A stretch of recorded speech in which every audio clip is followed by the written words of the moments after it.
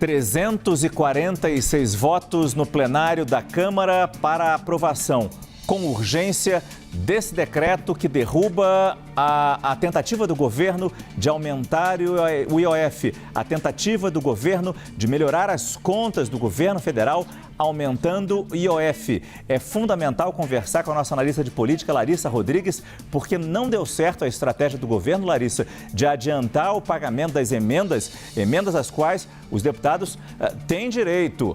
Mas são mais de 50 bilhões por ano.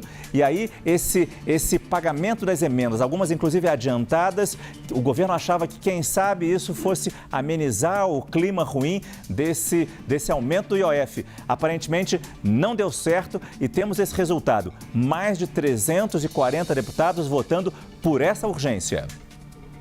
Márcio, essa resposta, do Congresso Nacional, ela é muito importante em dois sentidos. Primeiro, o governo foi avisado que, independente da liberação dessas emendas, a aprovação da urgência aconteceria. O que isso significa? Que eles conseguem acelerar a tramitação desse projeto, desse decreto, que veio do Palácio do Planalto, para não precisar passar pelas comissões. No entanto, o governo, apesar dessa derrota, para mostrar, inclusive, como o governo está com dificuldades e, abre aspas, nas mãos do Congresso Nacional, libera essas emendas para evitar que esse projeto, de fato, seja aprovado. Nesse momento, a gente tem a urgência aprovada, consegue acelerar a tramitação e havia uma expectativa, e esse placar mostra isso para a gente, 346 dos 513 deputados, se quiser aprovar o projeto em si, o Congresso Nacional consegue. Então, chega o aviso ao Palácio do Planalto. Hoje eu aprovo a urgência,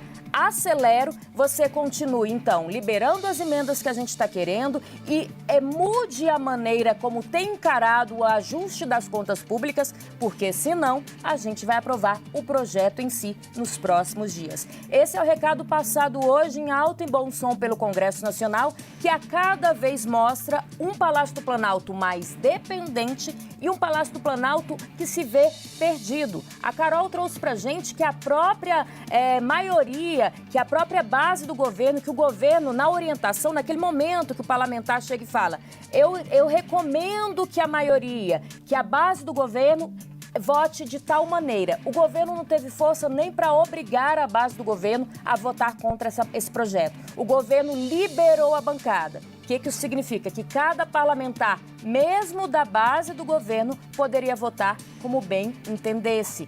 Na maioria das vezes a gente vê um governo indicando, não, vamos votar contra, mas sabia que teria traições se isso acontecesse. Esse placar elástico mostra, um Congresso Nacional mais empoderado, um governo que vê dificuldades mesmo com liberação de emendas e cada vez mais na mão desse Congresso, que não vai ser vida fácil para o governo Lula até as eleições do ano que vem, Márcio. E uma dificuldade de negociação, né, Larissa? Quando Gleisi Hoffmann vai até a casa do presidente da Câmara, deputado Hugo Motta, e horas depois tem-se esse resultado, percebe-se que falta uma coordenação ou mesmo uma conversa mais franca com os cabeças da Câmara.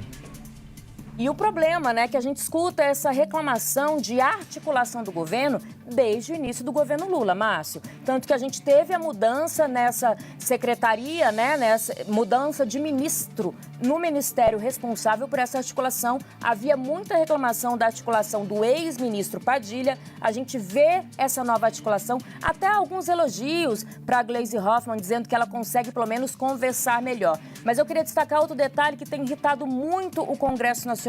Em especial a Câmara dos Deputados, que eu ouvi muito hoje durante o dia, enquanto a gente aguardava essa aprovação, Márcio, que os parlamentares, para além de não quererem aumentar impostos, quererem a liberação de emendas, eles estão muito insatisfeitos com o que eles chamam de palavra não cumprida por parte do Palácio do Planalto, desculpa. Isso significa que, em outros momentos, houve promessas de liberação de emendas, houve promessas de melhora na articulação, houve promessas de uma conversa mais tete a tete ali com o Congresso, e que isso não vem acontecendo. O que é uma revolta do Palácio do Congresso Nacional, que demonstra mais uma vez nesse placar elástico. Há muitas reclamações e, para além disso, para além da falha, digamos assim, na articulação do governo, há um Congresso cada vez mais independente que enfraquece esse executivo com o passar do tempo, Márcio. E dá tempo de o governo fazer alguma coisa? A urgência foi aprovada, mas o mérito não vai ser votado hoje.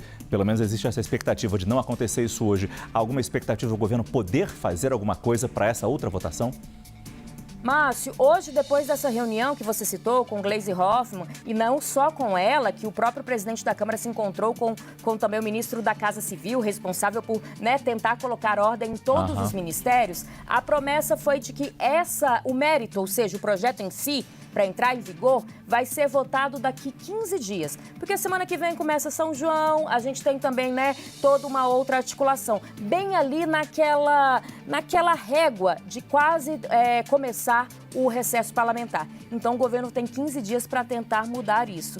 Eu ouso dizer que vai ser difícil, até porque a gente vem vendo, não só pelo placar, mas pelo aumento do tom do Congresso Nacional nos últimos dias. A gente teve, no final de semana anterior, saindo aí de uma reunião dizendo que estava tudo acordado. E com o passar do tempo, o tom do presidente da Câmara mudando, mostrando uma insatisfação que não vem do próprio presidente, mas de um Congresso que reclamou de quando ele sai ali falando, o próprio presidente Hugo Mota, falando, olha, hoje foi uma reunião para entrar para a história. E em poucos dias esse tom mudou. Para encerrar, que eu sei que você quer falar também com a Thaís Herédia, mas eu queria só trazer uma nova informação de que, no meio disso tudo, o ministro da Fazenda, Fernando Haddad, está de férias, o que também foi citado inúmeras vezes durante os discursos hoje aí no Congresso, no plenário da Câmara dos Deputados.